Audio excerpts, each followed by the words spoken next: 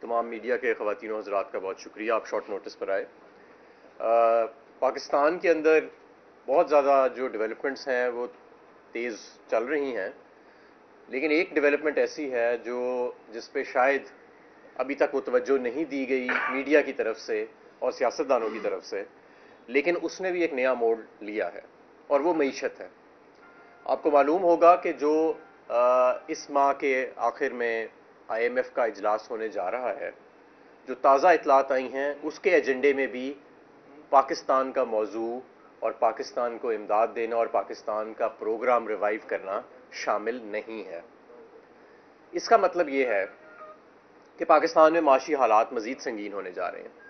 کیوں سنگین ہونے جا رہے ہیں؟ ابھی تک اس معیشت کو جو چلایا جا رہا ہے وہ اس معیشت کا گلا گھونٹ کے چلایا جا رہا ہے۔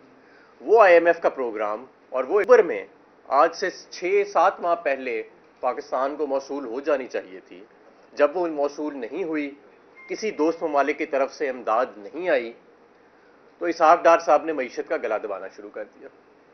امپورٹس کے اوپر پابندیاں لگ گئیں، صنعت کا خام مال آنا بند ہو گیا، یہاں تک کہ دوائیاں تک کی امپورٹ جو ہے اس میں دقت آنا شروع ہو گئی، بے روزگاری شروع ہو گئی، مہنگائی میں اضافہ شروع ہو گیا۔ سارا اپنی نالائکیوں کا اسحاق ڈار نے اور پی ڈی ایم کی حکومت نے اپنی نالائکیوں کا بوجھ تمام کا تمام عوام پر ڈالنا شروع کر دیا۔ اگر آج آپ لاہور کے کسی بھی علاقے میں چلے جائیں، تو انڈسٹریل علاقے میں، آپ کو میں دعوے سے کہتا ہوں کہ آپ کو 50% سے زیادہ صنعت بند ملے گی۔ آپ کراچی کے بھی کسی علاقے میں چلے جائیں انڈسٹریل ایریا میں، آپ کو 50% سے زیادہ صنعت بند ملے گی، اور جو صنعت چلتی آپ کو نظر آئے گی وہ اپنی کیپیسٹی سے کا چوتھا حصہ بھی نہیں چل رہی ہوگی۔ اس وقت کیونکہ ہمارے ملک میں لیبر فورس سروے نہیں ہوا، لیکن میرے خیال میں پچھلے 1 سال کے اندر 3 سے 4 گنا بے روزگاری میں اضافہ ہوا ہے۔ اور ورلڈ بینک نے تو کہا کہ آج سے 6 ماہ پہلے کہا تھا کہ 40 لاکھ لوگ غربت کی لکیر سے نیچے جا چکے ہیں صرف جب سے یہ پی ڈی ایم حکومت آئی ہے۔ میں آپ کو دعوے سے کہتا ہوں کہ کروڑوں لوگ اس وقت غربت کی لکیر سے نیچے جا چکے ہیں، اور ہر ہفتہ جو گزر رہا ہے اس پی ڈی ایم حکومت کا، اس میں لاکھوں لوگ غربت کی لکیر سے نیچے جا رہے ہیں۔ آپ یہ دیکھیں کہ مہنگائی کی شرح اس وقت 40% کے قریب ہے، اور کھانے پینے کی اشیاء کی مہنگائی 50% سے زیادہ ہے۔ صرف آٹا ہی 1150 روپے سے 2800 روپے، 3000 روپے 20 کلو کا بیگ جو ہے وہ 20 کلو کی بوری ہو چکی ہے، صرف ان کے پی ڈی ایم کے دور کے اندر۔ تو یہ جو سارا سلسلہ چل رہا ہے معیشت کا، ہمارے زیر مبادلہ کے ذخائر نیچے آگے ظاہر ہے وہ تو آنے ہی تھے، کوئی امداد نہیں آ رہی، نہ دوست ممالک سے آ رہی ہے، نہ آئی ایم ایف کے ساتھ معاملات طے پا رہے ہیں۔ مارچ کے شروع میں اسحاق ڈار صاحب اور کچھ اور حکام چند پراپرٹی ڈیلر حضرات سے ملے تھے، اور انہوں نے کہا کہ جی میں 5 دن کے اندر آئی ایم ایف کا پروگرام مکمل کر دوں گا۔ یہ مارچ کے شروع کی بات ہے، اور یہی وہ غلط بیانیاں ہیں، مسلسل غلط بیانیاں، کہ قطر سے جی امداد آ رہی ہے، سعودی عرب سے امداد آ رہی ہے، چین سے امداد آ رہی ہے، آئی ایم ایف سے معاہدہ ہونے جا رہا ہے، سب جھوٹ نکلا۔ پچھلے 12 ماہ میں اگر کوئی حقیقت تھی اس پاکستان میں تو وہ فاشزم تھا، وہ انسانی حقوق کی ضبطگی تھی، وہ آئین کی دھجیاں اڑانا تھا، اور وہ معاشی تباہی تھی۔ میں آپ کو یہاں پہ یہ بھی بتانا چاہتا ہوں کہ یہ جو ملک ہے یہ 22 کروڑ لوگوں کا گھر ہے، یہ جو گلشن ہے یہ 22 کروڑ لوگوں کا ہے۔ یہ چند لوگوں کے مفادات کے لیے نہیں بنا کہ وہ چند لوگ یہ کہیں کہ کیونکہ ہمارا مفاد ہے کہ الیکشن نہ کرائے جائیں اور عمران خان کو حکومت میں نہ آنے دیا جائے، تو ہم لہٰذا اس پورے گلشن کو اجاڑ دیں گے اپنے مفاد کی خاطر۔ میں نہیں سمجھتا کہ اگر وہ لوگ یہ کر رہے ہیں تو وہ کوئی ملک کے ساتھ کو بڑا احسان ملک پہ کر رہے ہیں۔ تاریخ یاد رکھے گی کہ پچھلے 12 ماہ میں جو تباہی ہوئی ہے، اور اب جو مجھے تازہ اطلاعات آ رہی ہیں کہ بجٹ بھی ایک ایسا دینے کی کوشش کی جا رہی ہے کہ جو صرف دکھاوے کے لیے ہوگا۔ آپ کو یاد ہوگا کہ پچھلے بجٹ جو مفتاح اسماعیل نے دیا تھا اس سے آئی ایم ایف میں اور ہمارے میں بڑی دوریاں بڑھ گئی تھیں، اس میں سارے فگر غلط تھے۔ گروتھ کا فگر غلط تھا، گروتھ کے اوپر میں آپ کو بتاؤں، گروتھ اس سال منفی ہوگی، یہ کہہ رہے ہیں نا 0.2%، ہم تو 6% پہ چھوڑ کے آئے تھے، منفی گروتھ ہوگی اور اچھی خاصی تعداد میں منفی گروتھ ہوگی. منفی گروتھ تب ہوتی ہے جب ملک میں کبھی کوئی وبا آئی ہو، کوئی جنگ لگی ہو، کوئی سیلاب آیا ہو خدا نخواستہ. اس ملک میں پی ڈی ایم کا اور نالائکی کا سیلاب آیا ہوا ہے. بہرحال آپ اب یہ حساب لگائیں کہ میری اطلاع کے مطابق کہ بجٹ ایسا دیا جائے گا کہ جو پچھلے سال کی طرح مکمل طور پہ جو مفتاح صاحب نے بجٹ دیا تھا اسی طرح مکمل ساری فگرز اس میں بوگس ہوں گی. اس کے اندر غیر ذمہ دارانہ اقدامات اٹھائے جائیں گے، اور اس بجٹ کے بعد خود پی ڈی ایم کی حکومت فرار اختیار کرنا چاہے گی حکومت کے ایوانوں سے، کیونکہ اس بجٹ کے بعد جو معاشی تباہی آئے گی وہ اس کا خود سامنا نہیں کر سکیں گے. اسی لیے مذاکرات میں یہ بار بار کہہ رہے ہیں کہ ہمیں بجٹ پیش کرنے دو پھر ہم خود چلے جائیں گے. ہم سمجھے شاید آئی ایم ایف کا پروگرام کر کے جائیں گے، کوئی ذمہ دار قدم اٹھا کے جائیں گے. اب پتہ لگا کہ بھئی وہ آئی ایم ایف کا تو اس میں شامل ہی نہیں ہے، ایجنڈے کے اندر ہی شامل نہیں ہے. یہ تو مفتاح اسماعیل والا پچھلے سال کی طرح کا ایک بوگس بجٹ دے کے معیشت کا مزید بیڑا غرق کرنا چاہتے ہیں. اور کیونکہ اب مزید معیشت کا گلا تو گھونٹا نہیں جا سکتا، معیشت تو پہلے ہی تقریباً اس کی تدفین ہو چکی ہے، اس کے بعد یہ خود اس ملک سے فرار اختیار کرنا چاہیں گے یہ سارا ٹولہ. تو میں ایک بار پھر آپ کے آگے دہرانا چاہتا ہوں کہ یہ معاشی ترقی منفی ہو رہی ہے، بے روزگاری اس وقت 3 سے 4 گنا اضافہ ہو چکا ہے، کروڑوں لوگ اس وقت پچھلے 12 ماہ میں غربت کی لکیر سے نیچے جا چکے ہیں.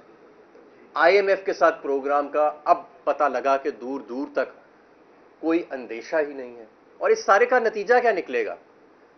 اس سارے کا نتیجہ یہ نکلے گا کہ آپ کی امپورٹ کی ریسٹرکشنز، یعنی جو خام مال کی ریسٹرکشنز ہیں ان پہ مزید بندش آئے گی. آپ کا روپیہ خدا نخواستہ مزید کمزور ہوگا. آپ کے ملک میں مہنگائی اور بڑھ سکتی ہے اور بڑھے گی جس طرف یہ جا رہے ہیں. معاشی ترقی جو منفی ہے وہ مزید منفی جائے گی. تو یہ تو ملک کی جو پی ڈی ایم والے جو یہ جہاز میں آئے تھے یہ تو ملک کی تدفین کرنے آئے تھے. اب پتہ لگا ملک کی معیشت کا جنازہ پڑھا کے واپس اسی جہاز میں شاید ان کو واپس بھیج دیا جائے گا. تو کوئی شخص اس وقت ایسا نہیں ہے جو یہ سمجھتا ہے. ایون پی ڈی ایم کے اندر میں آپ کو دعوے سے کہتا ہوں، آپ پی ڈی ایم کے سینئر اراکین سے اکیلے میں بات کر لیں، آپ کو پتہ ہے ان کے جو سنجیدہ لوگ ہیں اب وہ سامنے نہیں آتے پی ڈی ایم کی حکومت کو ڈیفینڈ کرنے. وہ خود منہ چھپاتے پھر رہے ہیں. پیپلز پارٹی کے اور نون لیگ کے جو سینئر افراد ہیں وہ یہ آگے اپنے جو یہ انٹرنشپ کے لیے رکھے ہوئے ہیں مریم نواز نے چیلے چانٹے نان الیکٹڈ قسم کے، ان کو آگے کر دیتی ہے. کوئی سنجیدہ آدمی اس وقت منہ دکھانے کے قابل نہیں، نہ پبلک میں نہ میڈیا کے اوپر. پی ڈی ایم کا جو فاشزم ہوا، جو حرکتیں ہوئیں اس ملک کے ساتھ پچھلے 12 ماہ کے اندر، اس کے علاوہ ان کی اور کوئی لے کے ہمارا یہ مطالبہ ہے کہ فوری طور کے اوپر تمام اسمبلیوں کو تحلیل کر کے وفاق میں بھی کیئر ٹیکر حکومت کے حوالے کیا جائے معاملات کو. کیونکہ اس حکومت سے آپ کسی چیز کی، اس سے کچھ بھی آپ بعید کر سکتے ہیں کہ یہ کوئی ایسا غیر ذمہ دارانہ بجٹ پاس کر جائے کہ جس کے بعد یہ تو یہاں نہیں رہیں گے، یہ تو پھر خود بھاگنے کی کریں گے، لیکن جو ملک ہے اس کو بہت زیادہ نقصان پہنچ جائے گا. میں یہ بھی سمجھتا ہوں کہ یہ سارا کچھ جو پچھلے 12 ماہ میں ہوا معاشی طور پہ یہ ان نیسیسری تھا، 100% اوائڈیبل تھا. کوئی ایسا بحران جو تھا وہ منظر پہ نہیں تھا.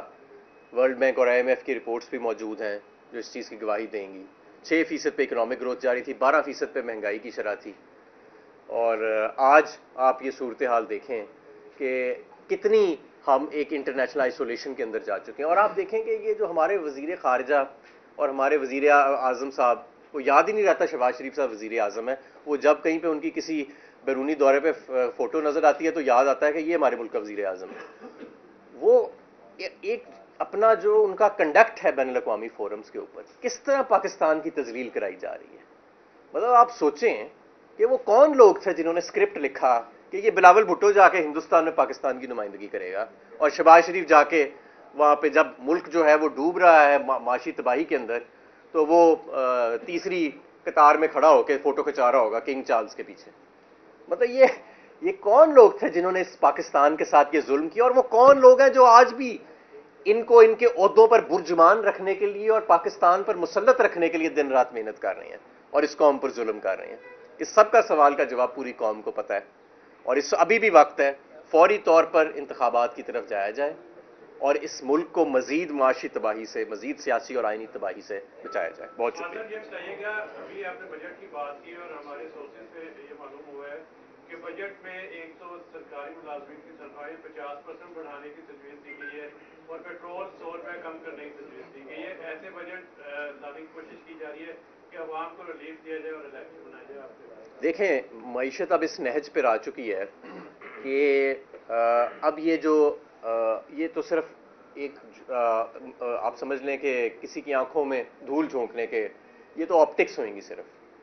آپ کو پتہ ہے 2018 میں بھی مفتاح اسماعیل ایسا غیر ذمہ دار بجٹ دے کے چلا گیا تھا، ملک ڈوب رہا تھا اور یہ جناب صاحب انکم ٹیکس کے ریٹس کم کر گئے اور پتہ نہیں کیا کیا کر گئے، اور وہ ساری چیزیں جو ہیں وہ بعد میں آ کے ریورس کرنی پڑی. جو بھی قائم مقام حکومت آئے گی وہ پھنس جائے گی جو ان کے بعد آئے گی، جس طرح کا یہ بجٹ پیش کر رہے ہیں. اور میں آپ کو ایک اور بات بتاؤں، میرے ذرائع یہ بھی کہتے ہیں کہ ایک بہت بڑی وجہ ہماری آئی ایم ایف سے اور عالمی اداروں سے دوری کی اسحاق ڈار کی مسلسل غلط بیانی ہے. اس وقت پی ڈی ایم حکومت کی تو ویسے کوئی کریڈیبلٹی نہیں ہے. مطلب جس حکومت میں آصف زرداری، مولانا فضل الرحمان، رانا ثناء اللہ جیسے لوگ، اس کی کیا کریڈیبلٹی ہونی ہے؟ لیکن عالمی معاشی اداروں میں جو آج پاکستان کی کریڈیبلٹی ختم ہوئی ہے، اس کی ایک بہت بڑی وجہ اسحاق ڈار کے مسلسل جھوٹ اور مسلسل غلط بیانی ہے. آج وہ ہماری کسی بات پہ یقین ہی نہیں کر رہے، اتنا جھوٹ بولا گیا ہے. اور آج معیشت اس نہج پہ آ گئی ہے کہ اب آپ کو بڑی مشکل سے نکل کے جانا پڑے گا اپنی معیشت کو سیدھا کرنے کے لیے اور اس کو بچانے کے لیے. یہ بتائیے گا کہ آنے والے دنوں میں 14 مئی کا ایک ڈیسیژن ہے سپریم کورٹ آف پاکستان، اور اب آپ لوگ خود کے روز سے سڑکوں پر آ رہے ہیں. 14 مئی کو تو الیکشن اب ہوتے نظر نہیں آ رہے، تو کیا یہ جلسے جلوس انیشلی عارضی طور پر ہیں یا آپ ان کا دائرہ کار بڑھانے جا رہے ہیں؟ آپ ان سے کرنے کیا چاہتے ہیں؟ دیکھیں، ہم فی الحال تو سپریم کورٹ کے فیصلے کا انتظار کر رہے ہیں. جو اب جیسے ہی سپریم کورٹ کا فیصلہ آئے گا ہم اسی وقت ود ان فیو منٹس ہم انشاءاللہ میڈیا پر ہوں گے اور آپ کے سامنے اپنا اگلی حکمت عملی رکھیں گے. لیکن میں آپ کو یہ بتانا چاہتا ہوں کہ اگر سپریم کورٹ آئین اور قانون پر عمل درآمد کرنے کے لیے کوئی فیصلہ دیتا ہے تو آئین اور قانون پر عمل درآمد کرنے کے لیے 22 کروڑ محب وطن پاکستانی موجود ہیں اور تیار ہیں، اور کوئی ایسا مسئلہ نہیں ہے. چند لوگوں کے مفادات کی خاطر اس ملک کو گروی نہیں رکھا جا سکتا. سر ابھی خبریں چل رہی تھی کہ عمران خان کے جو امریکہ کے مختلف لوگوں سے ملاقات ہو رہی ہے، اس میں انہوں نے معیشت کی جو ریوائول ہے اس کا کوئی پلان ڈسکس کیا ہے یا انہوں نے تجاویز مانگی ہے. آپ بھی رہے ہیں اس وزارت سے ریلیٹڈ، تو آپ یہ بتائیں کہ اگر پاکستان تحریک انصاف کی گورنمنٹ اگلے جو 2 یا 3 ماہ میں اگر الیکشن ہوتے ہیں آ جاتی ہے تو آپ کے پاس کیا پلان ہے؟ کون سی چیزیں؟ دیکھیں، دو چیزیں ہیں. پیٹرول کتنا کم کر سکتے ہیں اور ڈالر کتنا؟ جی میں آپ کو بتاتا ہوں. 2 چیزیں ہیں آپ کے ملک میں. ایک تو امیڈیٹلی کیش فلو کا کرائسس ہے. اس کی وجہ یہ ہے کہ آپ کی 70% جو ڈیٹ ہے وہ ملٹا لیٹرلز کو آپ نے دینی ہے، اور ان ملٹا لیٹرل انسٹیٹیوشنز کے ساتھ بیٹھ کے آپ کو اپنے معاملات ٹھیک کرنے پڑیں گے، انہیں ان کانفیڈنس میں لینا پڑے گا. باقی 30% سے 35% ڈیٹ آپ کی دوسرے ممالک کے ساتھ ہے، وہ آپ کو رول اوور کرنے کے لیے تیار بھی ہیں، پرووائڈڈ کہ جیسے چین کے ایمبیسڈر نے کہا کہ خدا را یہاں پہ کوئی ملک میں کوئی سینٹی لے کے آئیں، ملک کے اندر کوئی سیاسی تسلسل لے کے آئیں، اور یہ ذاتی بوجھ جو عمران خان کا پالا ہوا ہے اس سے باہر نکلیں. تو پہلا تو ہمارا لیگ یہ ہوگا کہ اس ملک کی کیش فلو کو سٹیبلائز کیا جائے، اور انشاءاللہ تعالیٰ آپ دیکھیں گے کہ تحریک انصاف کے آتے ساتھ ہی چند ہی ہفتوں میں اور پہلے 2 ماہ کے اندر ہی ایسے اقدامات اٹھائے جائیں گے کہ یہ ملک کی معیشت جو ہے یہ واپس پٹری پر آ جائے گی.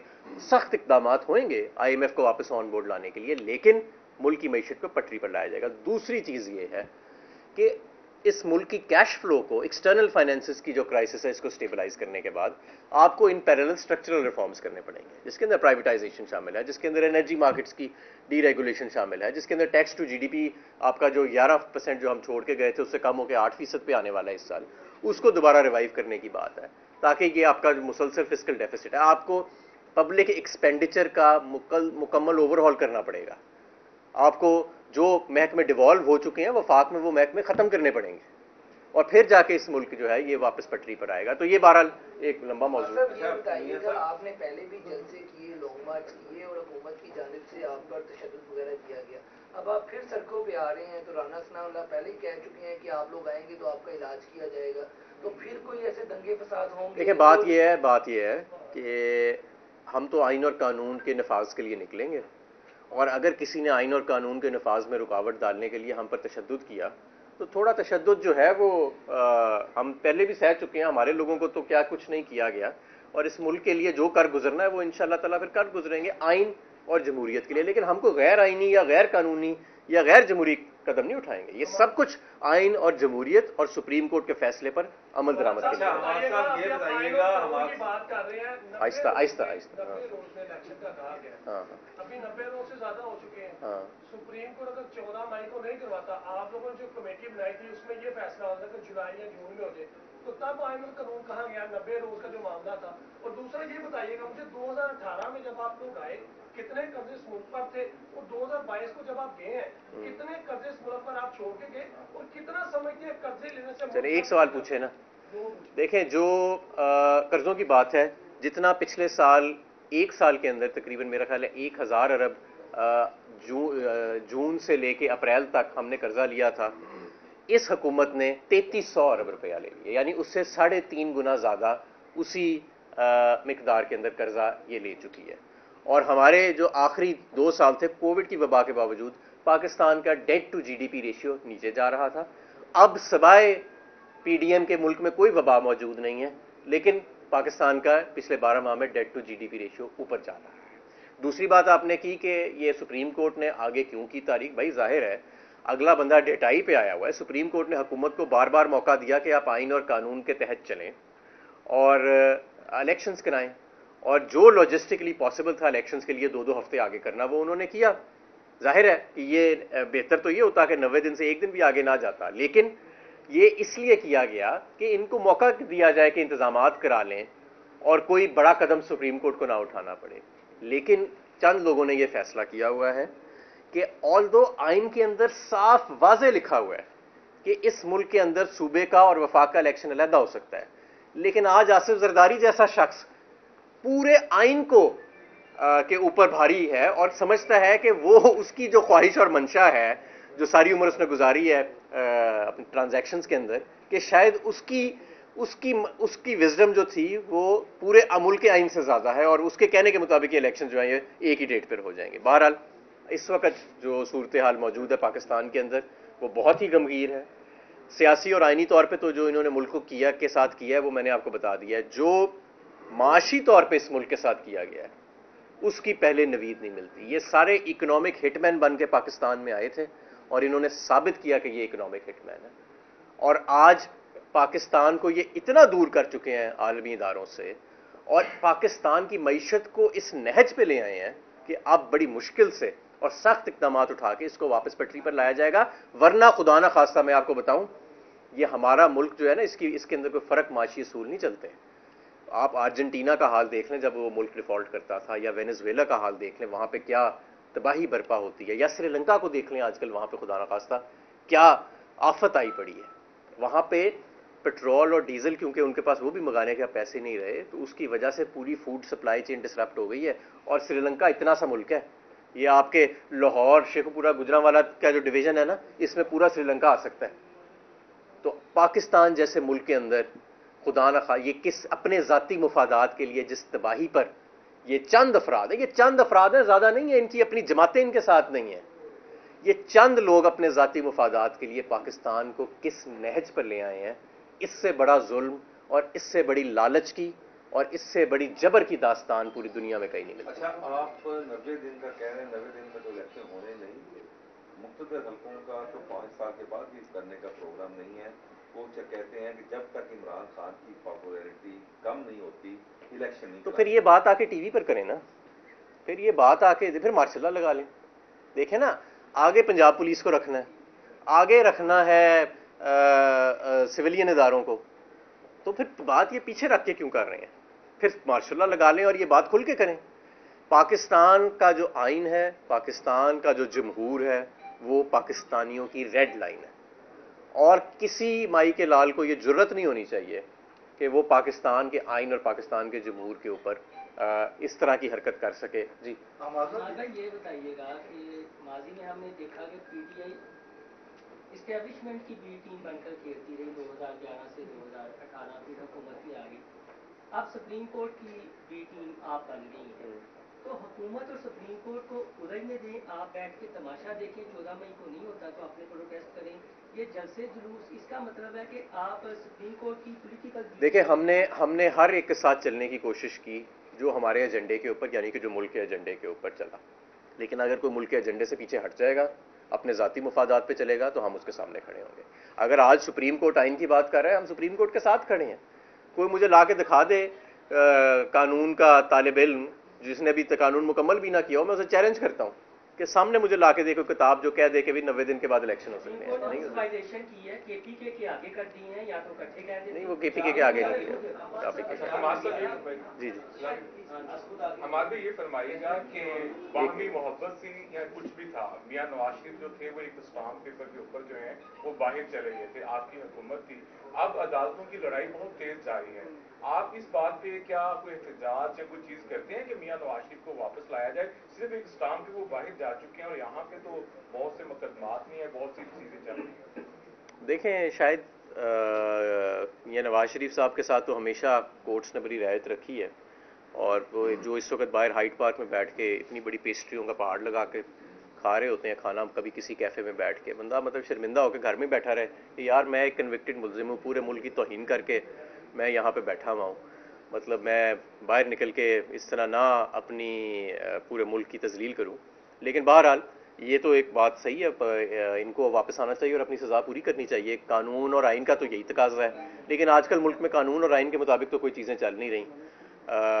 कानून और आइन मैंने देखा है कि वो तो इस मुल्क में आप समझौता करने के लिए मसलियत के तहत बैठे हैं तो कानून भी बदल जाते हैं, आइन भी बदल जाते हैं, उनके ऊपर पर्दा भी दे दिया जाता है, उनकी धज्जियाँ भी उड़ा दी जाती हैं, लोगों को भी टांग दिया जाता है उल्टा। तो ये तो एक हम बनाना रिपब्लिक की तरफ अब बिल्कुल खड़े हैं। एक मिनट ये फरमाइएगा कि क्या आप समझते हैं कि इस वक्त एस्टैब्लिशमेंट जो है वो न्यूट्रल है या मौजूदा हुकूमत को एस्टैब्लिशमेंट की पूरी सपोर्ट हासिल है? नहीं, मेरा ख्याल है पूरी सपोर्ट हासिल है अभी तक। बहुत शुक्रिया। जी जी, ये बताइए कि आप कह रहे हैं जब आपकी हुकूमत आएगी और संगीन जो सूरत हाल है स्टेप लेते हैं आप, तो फिर तो बोझ आपकी हुकूमत पे नहीं आ जाएगा कि जो वो करके गए हैं? तो कैसे? जाहिर है पहले जो कायम मुकाम हुकूमत आएगी उस पर आएगा, उसके बाद अगर हमारी हुकूमत आती है तो हम पे आएगा, ये तो लाजमी बात है। लेकिन जो भी इस मुल्क को वापस पटरी पर लाने के लिए करना पड़ेगा वो हम इंशाल्लाह ताला करेंगे, और आप देखेंगे इंशाल्लाह चंद माह में दोबारा खड़ा करेंगे मुल्क को। शुक्रिया। हवाए नफ्स की है हुक्मरानी, लुटेरा कर रहा है पासबानी। बोल न्यूज के मार्केटिंग हेड आकाश राम ताहा लापता, तफ्तीशी इदारे जवाब देने से कासिर, अहले खाना परेशान, बेटे की जुदाई में माँ गम से निढाल। जो बच्चो हिंदू पर आए थे जो को पाकिस्तानी, मुझे मेहरबानी करे पंहिंजो आकाश वापस कयो। अमेरिकी सेनेट में कांग्रेसमैन की आकाश राम के अगवा के खिलाफ पुरजोर मुजम्मत।